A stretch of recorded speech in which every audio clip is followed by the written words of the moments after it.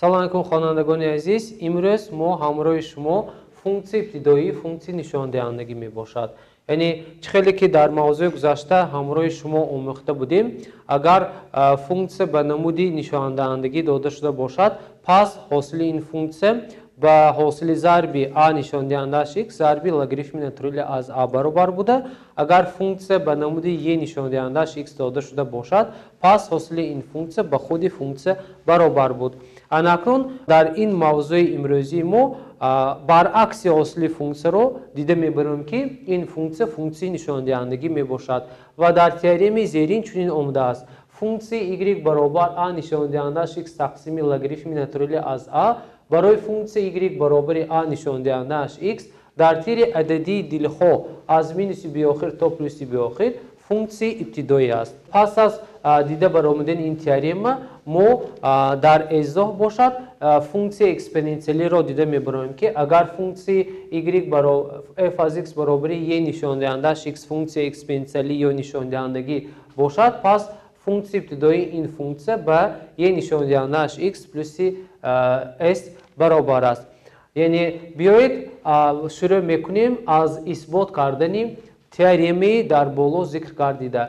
یعنی در این تئورم گفته می شود که اگر f خورد از x برابر a نشان دهندش x داده شده باشد پس برای این فункція فункції ابتدایی یعنی f کلان از x برابر می شود با ax تقسیم لگاریتم ناتورال از a. یعنی که ما در آخر جمع c را نیز همراه کرده می نویسیم. بیایید در اول اثبات کنیم که در حقیقت برای این فункції داده شده فункції زیرین فункції ابتدایی است. برای این خیلی که ما از کورسی ابتدای آنالیز در اولی درس صنف 11 گفته بودیم فункції f کلان از x برای f خورد از x فункції ابتدایی نامیده می شود. اگر از فункції f کلان از x حاصل گیریم آن با فункції f خورد از x برابر شود. موافق این قاعده ما از فункції f کلان از x حاصل میگیریم. یعنی f شتریخ از x برابر است با a نشان دهندش x تقسیم ln a شتریخ برابر.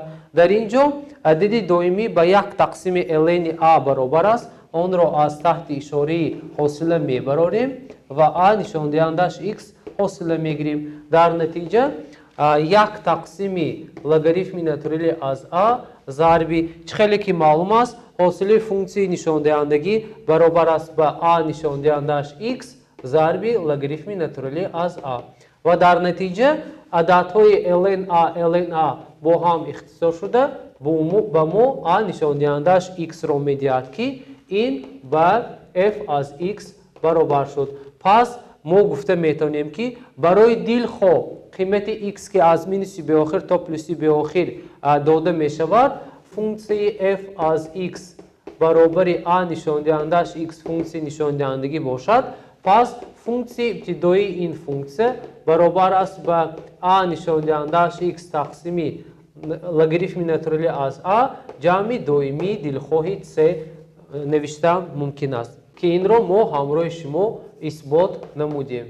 اناکنون بیایید این ازاح را نیز همراه شما دیده براییم. یعنی در ازاح با ما آمده است اگر فункції y برابر f از x یا اینکه y برابر y از x داده شده باشد پس برای این فункції ابتدایی y نشان دهندش x جمع c است.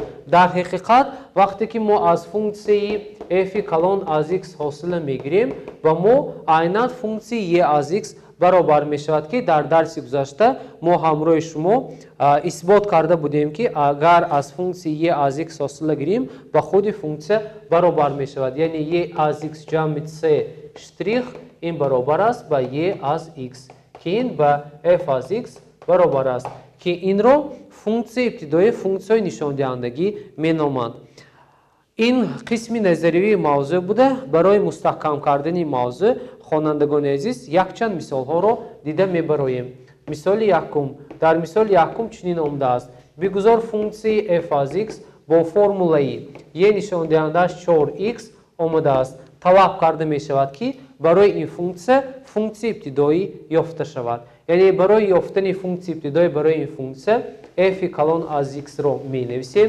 از بس که در اینجا یه نشان دهندش 4x داده شده است، در نشان دهنده 4x آمده است که این فункція رو فункції مرکبی نشان دهندگی میگویم.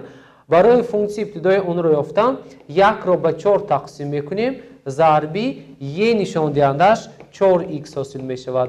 جمع 3. پس گفته میتونیم که برای فункції f خورد از x، f کلان از x یعنی فункції ابتدایی و 1 تقسیم 4 ضرب یه نشان دهندش x جمع 3 فункції ابتدایی می باشد. مثال b را دیده میبریم. در مثال b چنین آمده است g از x برابر 2 ضرب 3 نشان دهندش x. برای فункції g از x برابر 2 ضرب 3 نشان دهندش x فункції ابتدایی یافته شود. یعنی فункції ابتدایی این فункція رو با g کلان از x اشاره میکنیم که آن برابر است. در اینجا عدد 2 عدد دومی بوده، 2 رو به تغییر میگذاریم و 3 نشان دهندش x رو موافق فرمول a نشان دهندش x تقسیم ln a استفاده برده می نویسیم. در اینجا به جای a عدد 3 داده شده است، یعنی 3 نشان دهندش x تقسیم ln a جمع 3. در اینجا 2 تقسیم ln a این عدد می باشد، آن را 2 ضرب 3 نشان دهندش x تقسیم ln 3 می نویسیم و جمع 3 رو همراه میکنیم که این فункція برای فункції داده شده فункції ابتدایی می باشد. خوانندگان عزیز، اکنون شروع میکنیم با حل مثال دوم. یعنی برای مثال دوم چنین آمده است f از x برابر 5 ضرب 2 نشان دهندش x پلس 1 و در مثال b باشد h از x برابر 2 ضرب 1 نشان دهندش 5x ضرب 5 ضرب 0 از 2 در نشان دهنده x. طلب کرده می شود که برای فункції دو فункції داده شده فункції ابتدایی یافته شود. یعنی در اینجا f کلان از x باید یافته شود و h کلان از x باید یافته شود. یعنی برای یافتن فункції ابتدایی این دو فункції ها ما دو فرمولی که همراه شما امروز دیده گذاشتیم، فرمولای دیده شده رو نوشته شده رو استفاده میبریم. یعنی حل میکنیم.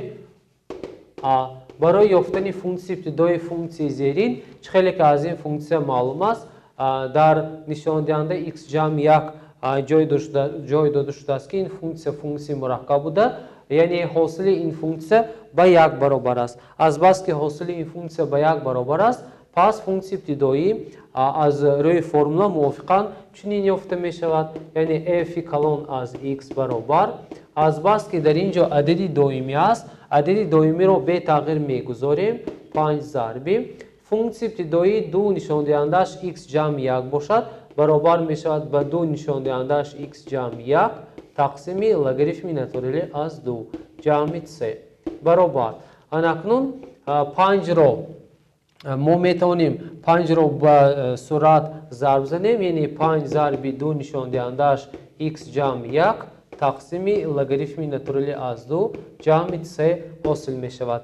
یعنی فункції ابتدایی فункції f از x برابر 5 ضرب 2 نشان دهندش x پلس 1 برابر است با 5 ضرب 2 نشان دهندش x پلس 1 تقسیم لگاریتم ناتورالی از 2 جمع 3.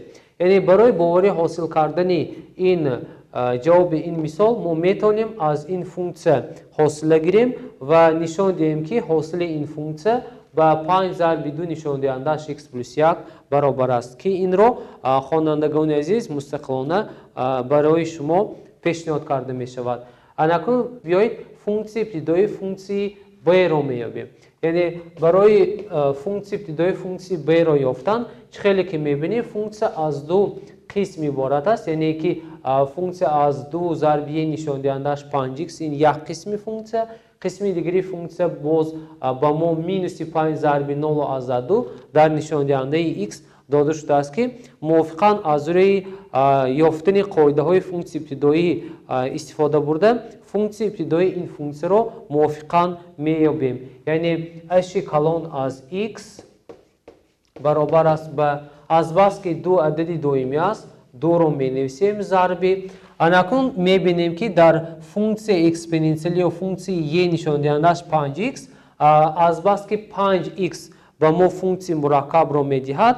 Бинобар ин ибтидои функсии мураккаб ба 1 тақсими а баробар карда мешавад ки ба ҷои адади а 5 дода шудааст. Яъне 1 тақсими 5 зарби е нишондиҳандааш 5х ба мо ҳосил мешавад, минуси функсии ибтидои қисми дуюми функсия баробар аст ба 5 зарби ба ҷои а 0,2 дода шудааст, яъне 0,2 нишондиҳандааш х тақсими логарифми натурали аз 0,2 баробар аст ки ҳангоми ҳар як қисми функсияро вақте ки мо аз функсии ибтидоӣ меёбем ва дар охир саи доимии цро ҳамроҳ мекунем.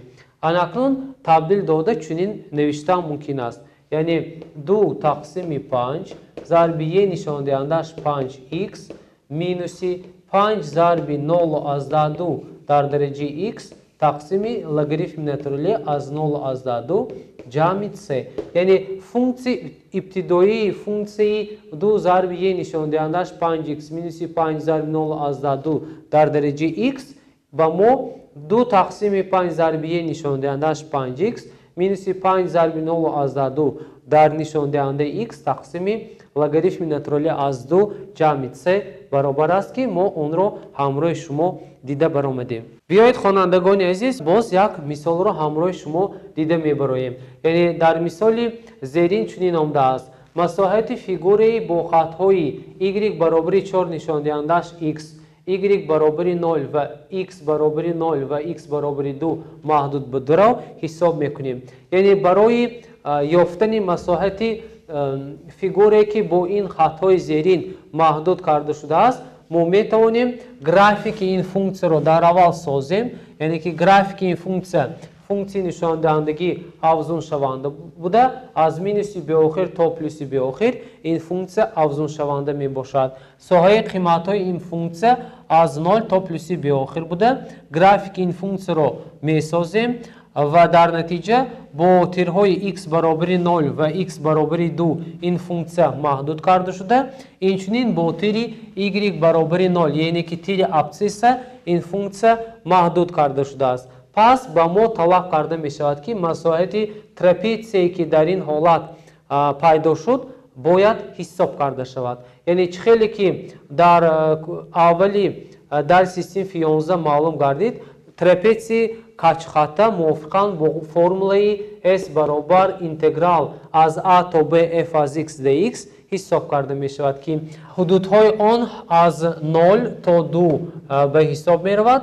Функсие ки бо ин хато маҳдуд карда шудааст ва 4x баробар аст 4x dx. Пас талаб карда мешавад ки аз ин функсия мо бояд функсияи ибтидоиро ёбем ва мувофиқи формулаи Ньютон-Лейбниц масоҳати ин фигураро ҳисоб намоем. Яъне функсияи ибтидоии 4 нишондиҳандааш x ба мо 4x тақсими ln 4ро медиҳад ва дар он аз 0 ҳудудҳои онро низ менависем аз 0 то 2 баробар. Анакнун ба ҷои x мувофиқи қоидаи Ньютон-Лейбниц ба ҷои тағйирёбандаи x аввал 2ро мегузорем, баъд 0ро мегузорем ва қимати онро ҳисоб менамоем ки ҳангоми ҳисоб кардани қимати он масоҳати ана ҳамин фигурае ки шумо мебинед ҳосил мешавад. Яъне баробар аст ба 4 нишондиҳандааш 2 тақсими ln 4 минуси 4 нишондиҳандааш 0 тақсими ln 4, яъне ки логарифми натурали аз 4. Пас ҳосил мешавад 4ро ба дараҷаи 2 бардорем 16 тақсими ln 4 минуси 4ро ба дараҷаи 0 бардорем ба мо 1 ҳосил мешавад тақсими ln 4.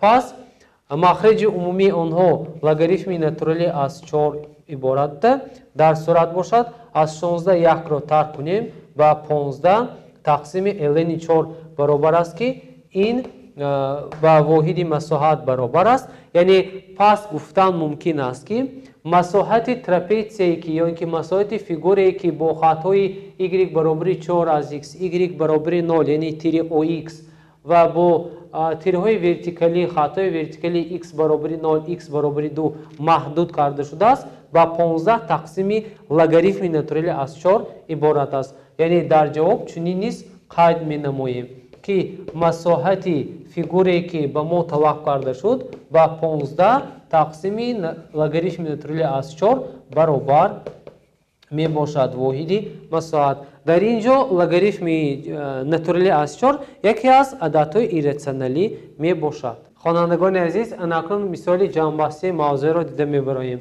در مثال چهارم چنین آمده است: اینتگرال معین حساب کرده شود. یعنی اینتگرال از 0 تا 1 یه نشان دهندش 2x dx را ما باید حساب کنیم. یعنی برای حساب کردن این اینتگرال معین ما باید پیش از همه فونکسی ابتدایی فونکسی یه نشان دهندش 2x را دانیم و موافق فرمول نیوتن لیبنیز بعد حدودهای آنها را گذاشته حساب می نماییم. فونکسی ابتدایی فونکسی یه نشان دهندش 2x با ما چنین است. یعنی اینتگرال از 0 تا 1 یه نشان دهندش 2x dx برابر است به از بس که فونکسی یه نشان دهندش 2x فونکسی مرکب است، پس فونکسی ابتدایی آن به 1 تقسیم 2 یه نشان دهندش 2x برابر می شود از 0 تا 1.